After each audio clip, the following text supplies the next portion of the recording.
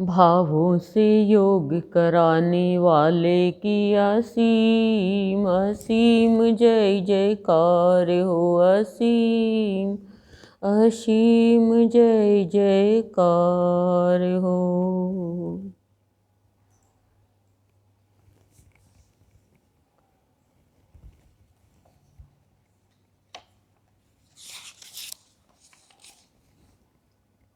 पिछली बार बताया, विश्वामित्र आदि की प्रेरणा से राजा दशरथ का श्री राम को सभा में बुलाकर मस्तक सूंघना और मुनि के पूछने पर श्री राम का अपने विचार मूलिक वैराग्य का कारण बताना, कि वैराग्य आने के विचार का कारण कि क्यों वैराग्य आ रहा है, और श्री राम को विश्वामित्र जी के साथ भेजने के लिए सभा में बुलाकर उनका मस्तक सूंघना।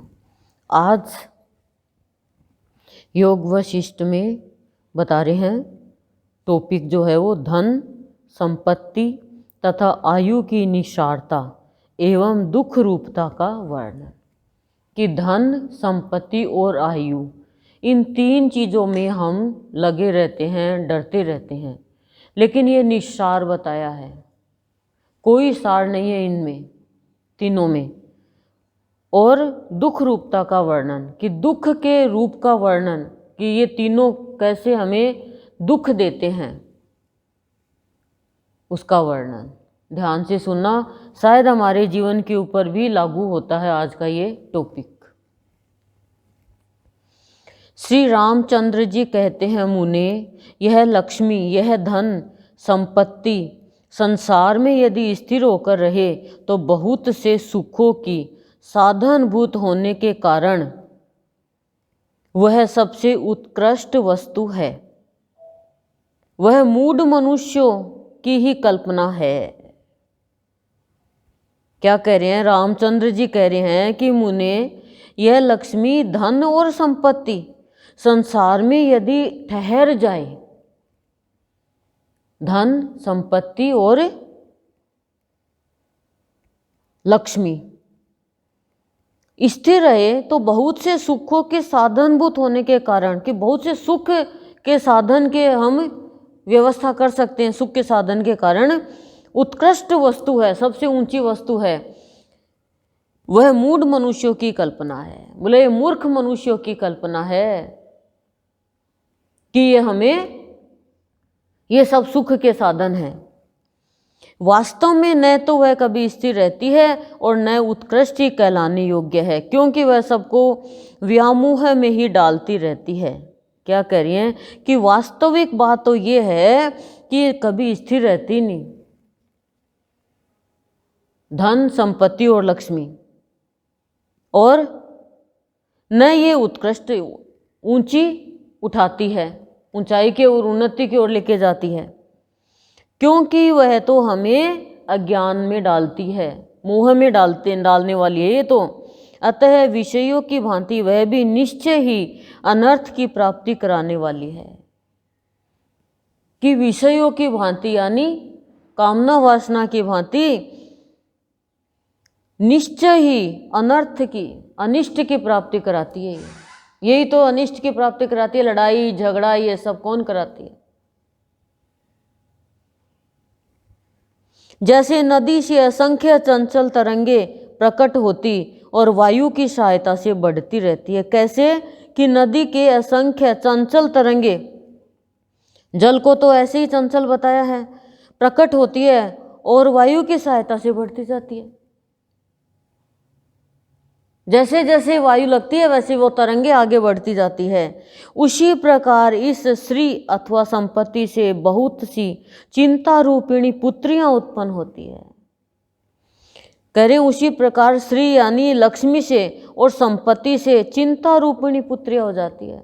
चिंता को पुत्री बताया और पुत्री से हम मोह करते हैं क्यों? स्त्रीलिंग है ना। और विविध दुष्चेष्टाओं द्वारा वृद्धि को प्राप्त होती है।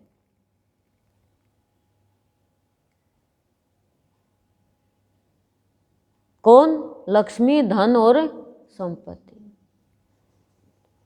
वह संपत्ति शास्त्रोक्त सदाचार से रहित पुरुष को पाकर इधर उधर दौड़ती रहती है।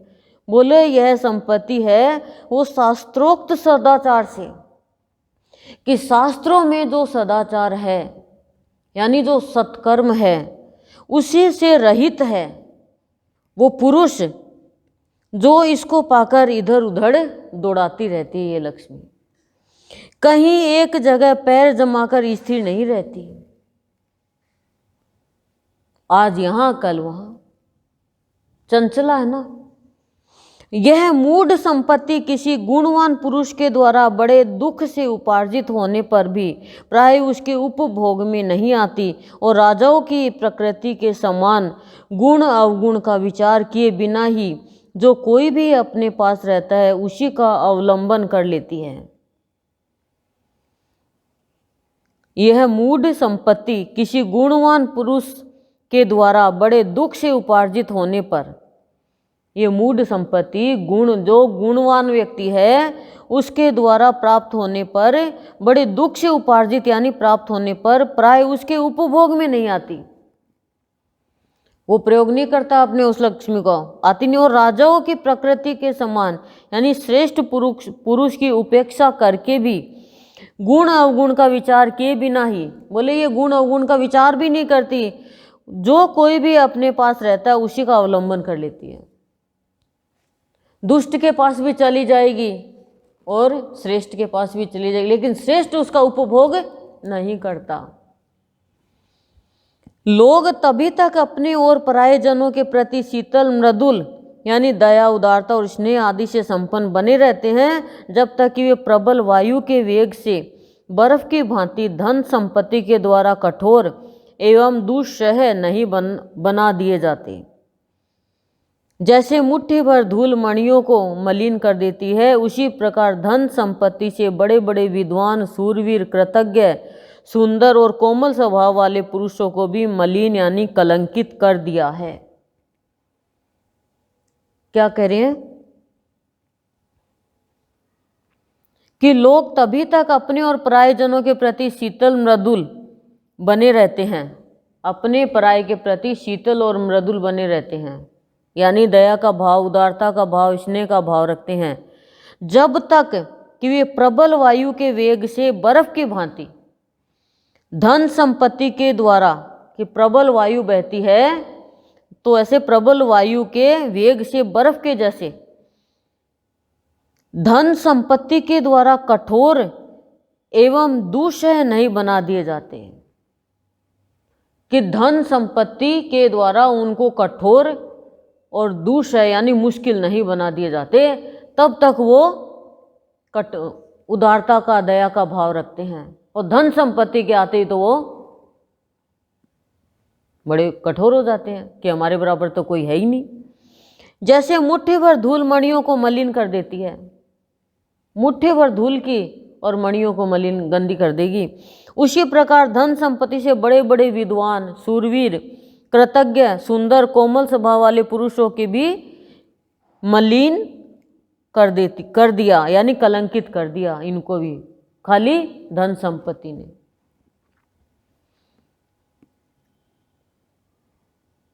भगवान धन संपत्ति सुख देने के लिए नहीं दुख देने के लिए बढ़ती है। जैसे विष की बेल सुरक्षित रखी जाए तो वह मौत ही देती है। देखो क्या करें।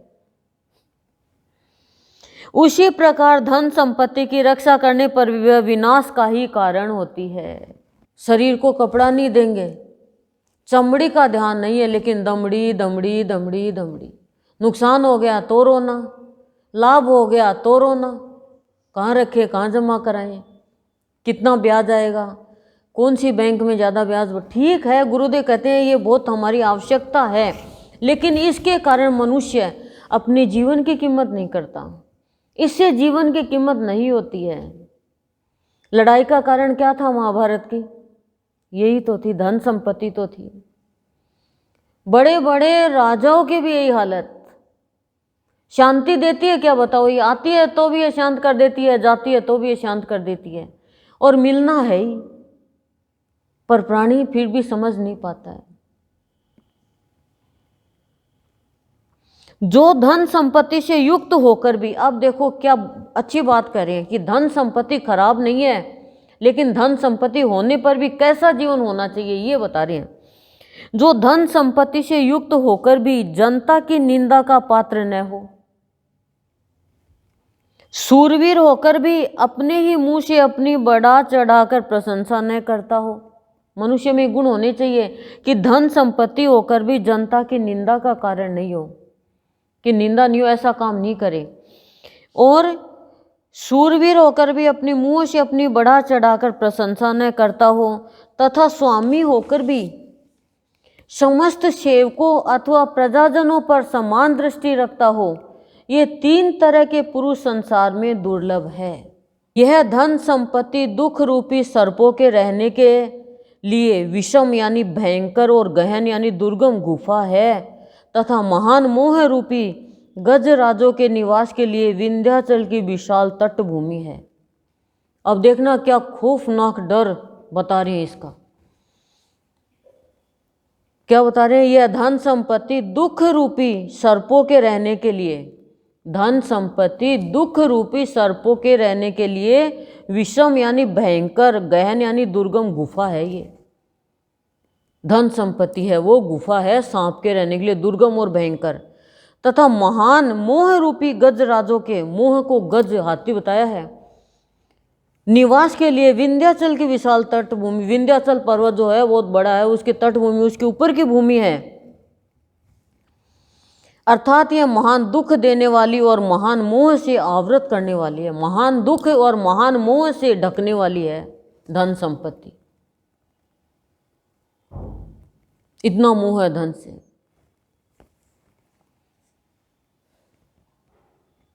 सत्कर्म रूपी कमलों को संकुचित करने के लिए यह रात्रि के समान है। सत्कर्म रूपी, सत्कर्म नहीं करने देती है। सत्कर्म को कमल बताया, कमल पवित्र है, कमलों को संकुचित करने के लिए यह रात्रि के समान है। क्यों? सत्कर्म करेंगे तो खर्चा होगा, खर्चा होगा तो हो नहीं सकेगा, तो महान रात्रि अंधकार है। दुख रूपी कुमुदों के विकास के लिए चांदनी का नाम काम करने वाली है। दुख रूपी फूलों को विकास के लिए चांदनी का काम करती है। दुख रूपी फूलों को दिखाती है ये चांदनी। हाँ, दुख दे दिया उसको। दुख देने में ये धन संपत्ति, दुख देने में वो कुमुद, कुमुद का फूल जानते हो ना, उसके समान दुख रूपी उस फूल को, दुख को कुमुद का फूल होता है, उसको बढ़ जाता है और चांदनी का काम करता है, शीतलता का। तथा उत्तम दृष्टि यानी श्रेष्ठ बुद्धि रूपी दीपक को बुझाने के लिए वायु के तुल्य है। देखो क्या बता रहे हैं, कितनी गजब की बात बता रहे हैं कि उत्तम दृष्टि यानी तुम्हारी श्रेष्ठ जो बुद्धि है वो दीपक बताया है। उत्तम दृष्टि और श्रेष्ठ बुद्धि को दीपक बताया कि इसके द्वारा तुम प्रकाश फैला सकते हो। उस दीपक को बुझाने के लिए वायु के समान है ये धन संपत्ति। वो काम ही नहीं लेता, इतना लालच हो जाता है।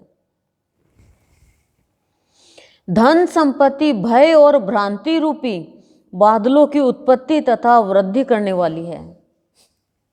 कितने पॉइंट है, जाके जरूर सुनना। ये धन संपत्ति भय यानी डराने वाली और भ्रांति रूपी यानी भ्रम में डालने वाली, दुख देने वाली बादलों की उत्पत्ति तथा वृद्धि करने वाली है। भय और भ्रम को उत्पन्न करने वाली है ये बादल। 2 भय और भ्रम के बादल मंडराते रहते हैं धन संपत्ति के। विषाद रूपी विष को बढ़ाने वाली है। विकल्प यानी संशय रूपी खेती की उपज के लिए क्यारी के समान है।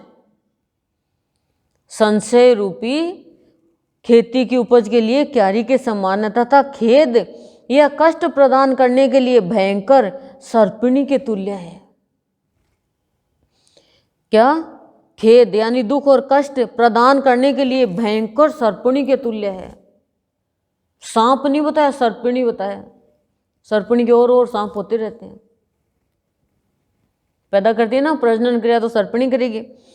वैराग्य रूपी लताओं को नष्ट करने के लिए ओले के समान है। ये वैराग्य की भावना नहीं आती। काम आदि मनोविकार रूपी उल्लुओं को सबल बनाने के लिए अंधेरी रात्रि के समान है। देखो कितनी गजब की बात बताई है। काम आदि मनोविकार रूपी उल्लुओं को, जो काम की वासना की जागृति जिसमें वो उल्लू है, उसको दिखता ही नहीं है कुछ दिन में, अंधेरे में ही दिखता है उसको। तो उल्लुओं को सबल यानी शक्तिशाली बनाने के लिए अंधेरी रात्रि के तुल्य है वो। प्रकाश तो हो रहा है लेकिन उल्लू के लिए तो रात ही है ना।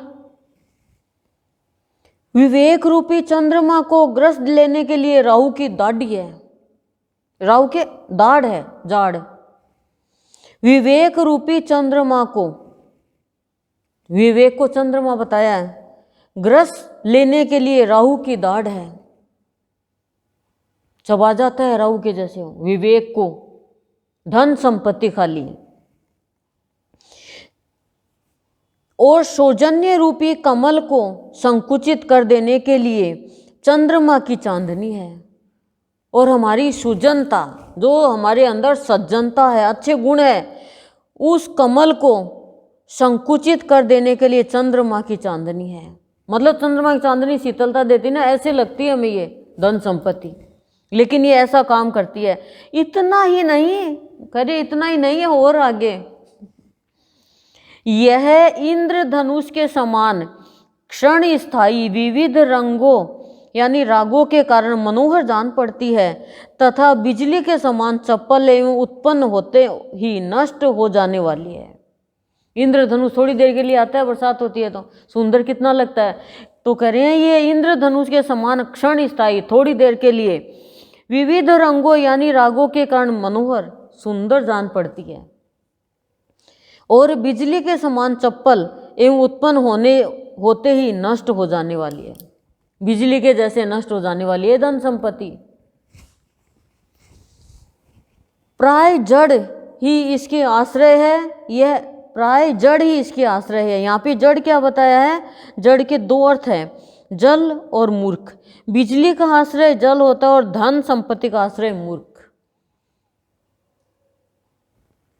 यहाँ पे मूर्ख बताया, ये इसके प्राय जड़ ही इसके आश्रय है, मूर्खता इसका आश्रय है। यह एक रूप से कहीं क्षण भर भी नहीं ठहरती, एक रूप से ठहरती नहीं है, कभी कहाँ कभी कहाँ कभी कहाँ चली जाती है। कोई गरीब हो धनवान हो जाता है, धनवान है वो गरीब हो जाता है, फिर भी प्राणी नहीं सोचता मैं जमा कराऊं जमा कराऊं जमा कराऊं, लेकिन नहीं ठहरती। कराना चाहिए ये नहीं है, लेकिन इसका कारण बताया है। पानी की लहर और दीपक की लो के समान चंचल है। सुन रहे हो ना?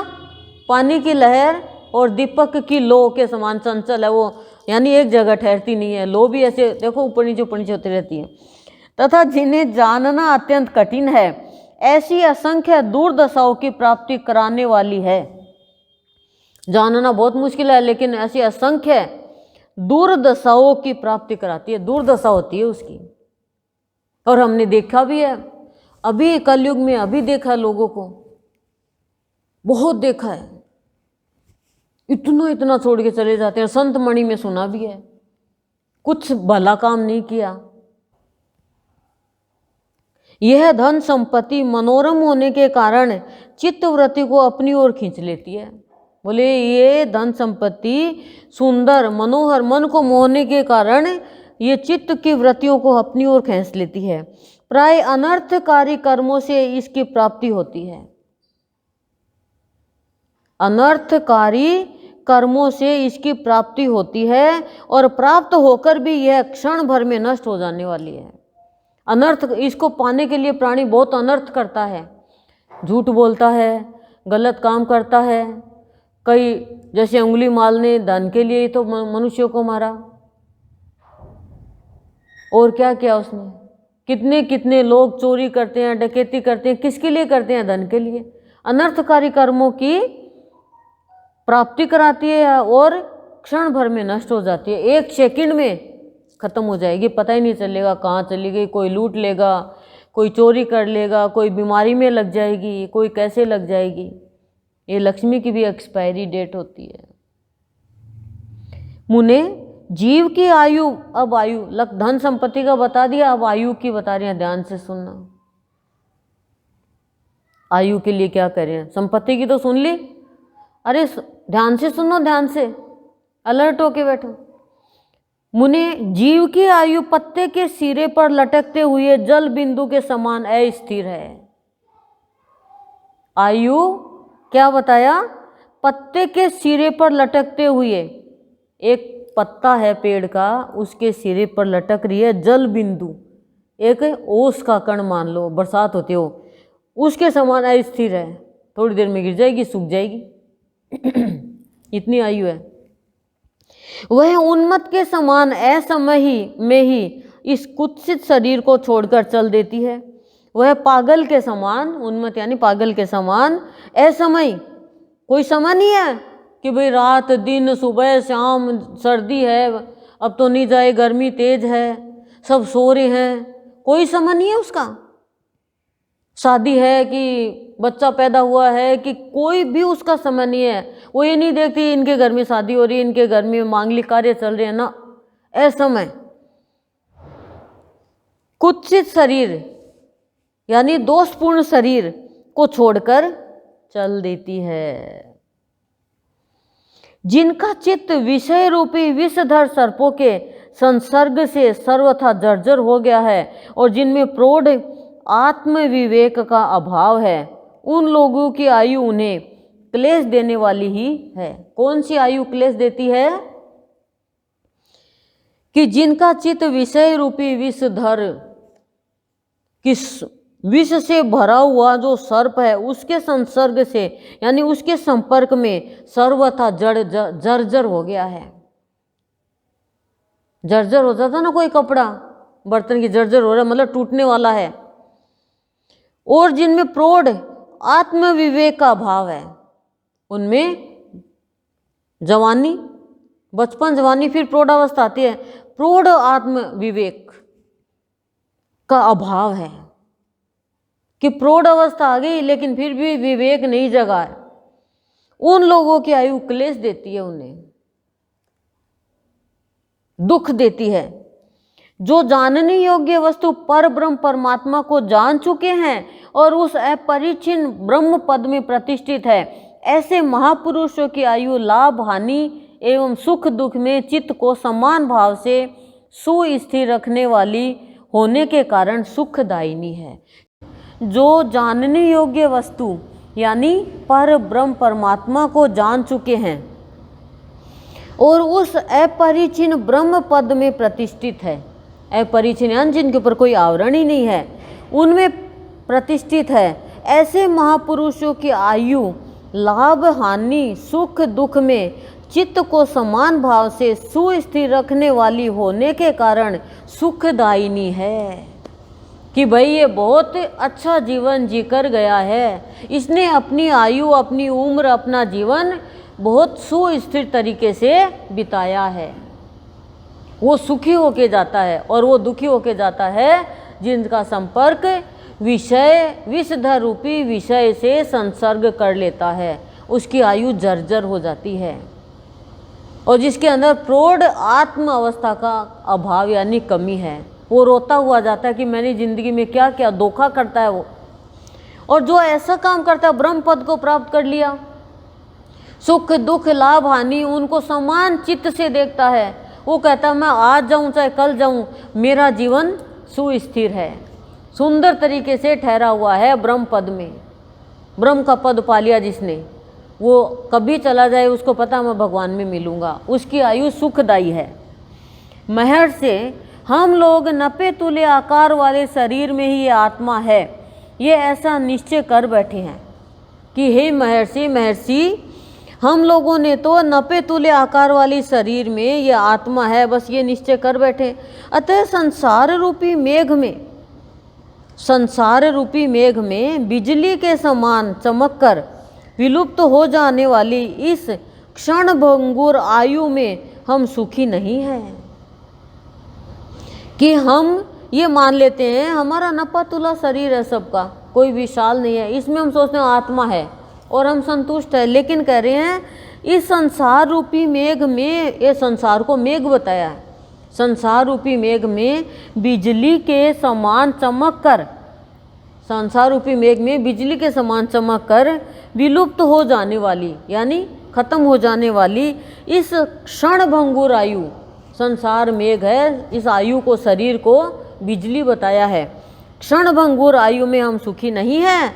शरद ऋतु के छिटपुट बादल, कि शरद ऋतु में छिटपुट बादल, शरद ऋतु में कैसे बादल होते हैं, आते हैं जाते हैं, आते हैं जाते हैं।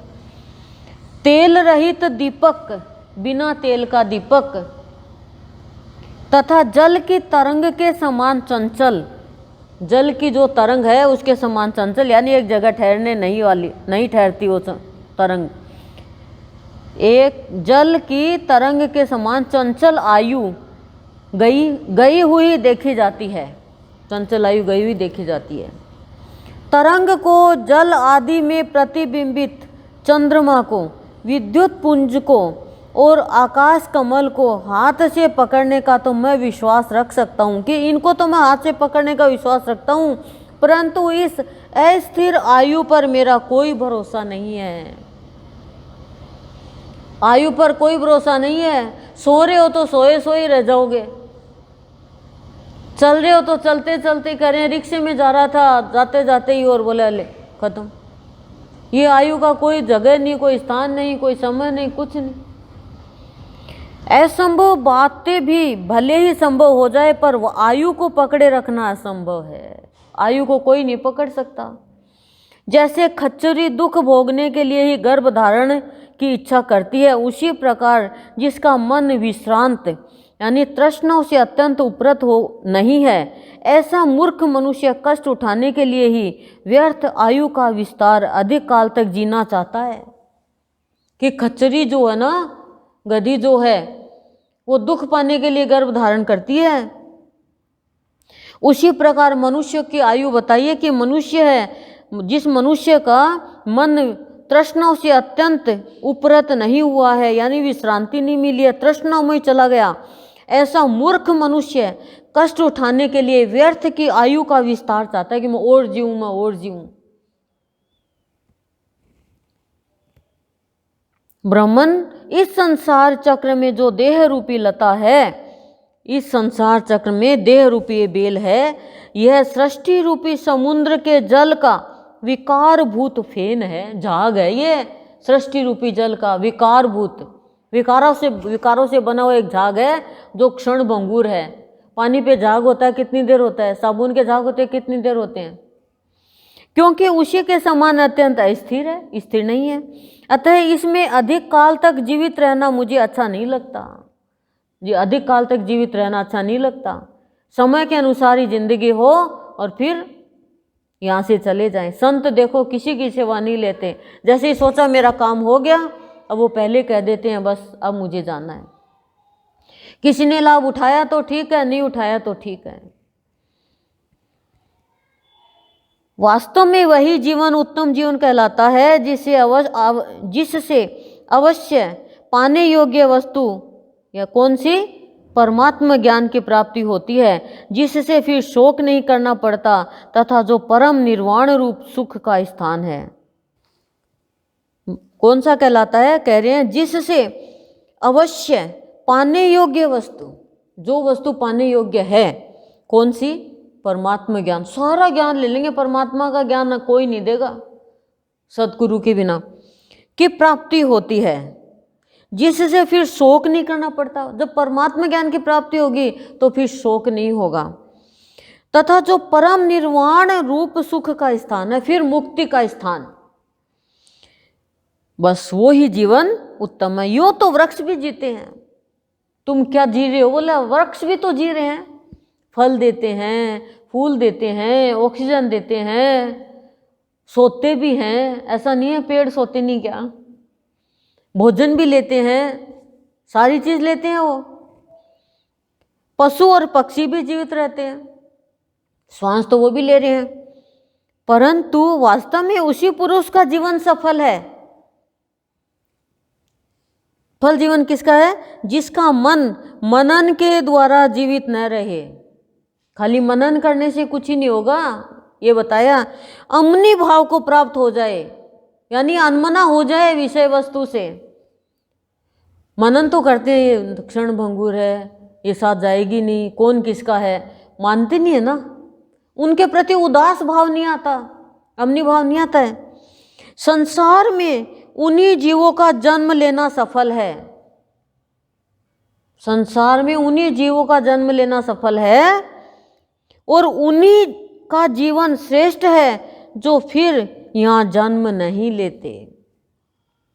और यहाँ जन्म कौन नहीं लेते, वो सुबह प्रवचन में भी बताया था कि और जन्म का संदेह खत्म हो जाएगा। शेष प्राणी तो बूढ़े गधों के समान है, शेष प्राणी तो बूढ़े गधों के समान है। जैसे गधे अधिक काल तक जीने पर भी उत्तम जीवन नहीं बिताते, उसी प्रकार उन प्राणियों का भी जीवन है जो इस अपवित्र देह को ही आत्मा मान बैठे हैं। कि जो ऐसे खाली जानवरों के जैसे जीते हैं ना, वो बूढ़े गधों के जैसे जीते हैं, वो खूब काल तक जीना चाहते हैं, लेकिन किया क्या, 80 वर्ष जी करके कौन सा श्रेष्ठ जीवन जिया, खाली धन कमाने में, विषय वासना में, बुराई में, संसार की बातों में ही लगा रहा। 1 मकान, 2 मकान, 3 मकान, बेटा तो 4 है, 4 मकान तो करूं। अरे तेरे बेटे के 4 लिखा तो अपने आप इकट्ठा कर लेगा, लेकिन नहीं, स्थान सत्य के लिए एक कमरे जितना स्थान नहीं दे सकेंगे, बच्चों के लिए बंगला छोड़ जाएंगे। ये क्या है, ये बूढ़े गधों के जैसी जीना है। अविवेकी मनुष्य के लिए शास्त्रों का अध्ययन भार रूप है। जिसके अंदर विवेक नहीं है और शास्त्र पढ़ रहे हैं, उनको यही ज्ञान नहीं है क्या अच्छा है क्या खराब है, उसी में लगे हुए हैं साधारण से निम्न स्तर के प्राणियों के जैसे, बोले वो उनको शास्त्रों का अध्ययन नहीं करना चाहिए। क्या फायदा करके, शास्त्र में लिखे वो बात तो लागू नहीं करता जीवन पे। अविवेकी मनुष्यों के लिए शास्त्रों का अध्ययन भार रूप है, बोझ रूप है उनके लिए तो। और सही में वो शास्त्र तो बहुत शास्त्रों का ज्ञान है, फिर क्या कहते हैं, ये तो शास्त्रों में लिखा है, ऐसे थोड़ी होता, हम तो दुर्योधन बनेंगे भाई, युधिष्ठिर नहीं बन सकते हम। महाभारत देख ली, पढ़ ली, गीता पढ़ ली और सुन ली, लेकिन अर्जुन नहीं बनेंगे। पता ही है रामायण में लिखा है, तो शूर्पणखा का बनना ही पड़ता भाई, इसमें क्या है, तो बनो, मंथरा बनो, क्यों बने, क्यों किसी के ऐसे संसर्ग में आए जो हमारा जीवन जर्जर हो जाए। यही तो था, जर्जर जीवन हो गया, उनका जीवन व्यर्थ ही गया ना। रागी यानी विषयासक्त पुरुष के लिए तत्व ज्ञान भार है, कि वो तत्व आत्मज्ञान ब्रह्म ज्ञान नहीं ले सकता, जो विषयों में पड़ा हुआ उसको अच्छा ही नहीं लगेगा। अशांत मनुष्यों के लिए मन भार है, तथा जो आत्मज्ञान से शून्य है उसके लिए शरीर भार है। जिसकी बुद्धि दूषित है उस पुरुष के लिए रूप, आयु, मन, बुद्धि, अहंकार तथा चेष्टा, ये सब के सब उसी प्रकार दुखदायक है जैसे बोझ ढोने वाले मनुष्य के लिए उसके सिर का बोझ कष्टदायक होता है। आयु कठोर परिश्रम एवं सुदृढ़ कष्ट को ही देने वाली है।